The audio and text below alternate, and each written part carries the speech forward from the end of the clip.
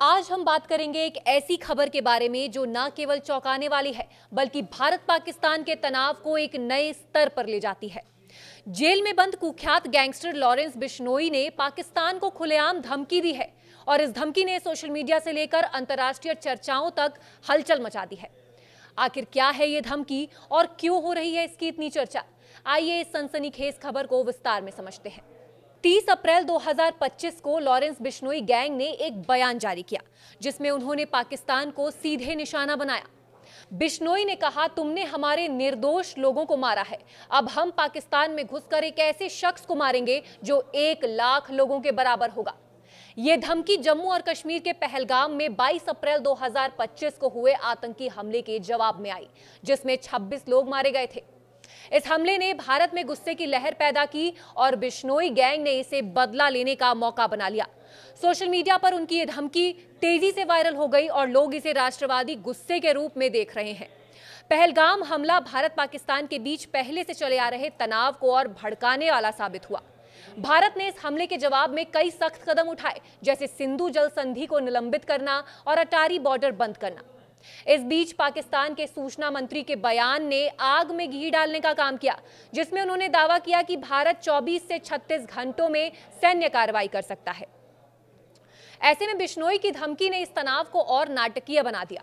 लोग अब सवाल उठा रहे हैं कि क्या एक जेल में बंद गैंगस्टर वाकई ऐसी धमकी को अंजाम दे सकता है या ये सिर्फ सुर्खियां बटोरने की चाल है। लॉरेंस बिश्नोई कोई साधारण अपराधी नहीं है, वो एक ऐसा नाम है जो भारत के अंडरवर्ल्ड के दहशत का पर्याय बन चुका है। पंजाब के फाजिल्का में जन्मा बिश्नोई वर्तमान में गुजरात की साबरमती जेल में बंद है, लेकिन उसका गैंग देश विदेश में सक्रिय है। सलमान खान को धमकी देने से लेकर सिद्धू मूसेवाला की हत्या और बाबा सिद्दीकी के मर्डर तक बिश्नोई गैंग कई हाई प्रोफाइल मामलों में शामिल रहा है। हाल ही में उसका गैंग पाकिस्तान में गैंगस्टर शहबाज भट्टी के साथ भी जुड़ा, जिसके साथ बिश्नोई की वीडियो कॉल वायरल हुई थी। ये धमकी उसी नेटवर्क का हिस्सा मानी जा रही है। बिश्नोई की इस धमकी ने न केवल भारत में बल्कि पाकिस्तान में भी हलचल मचा दी है।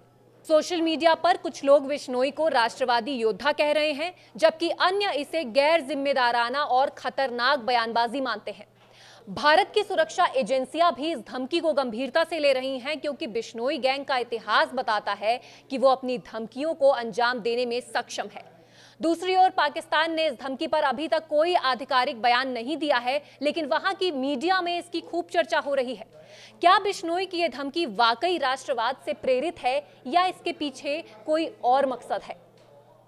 कुछ विश्लेषकों का मानना है कि बिश्नोई गैंग इस धमकी के जरिए अपनी ताकत दिखाना चाहता है और भारत में अपनी छवि को राष्ट्रवादी के रूप में पेश करना चाहता है।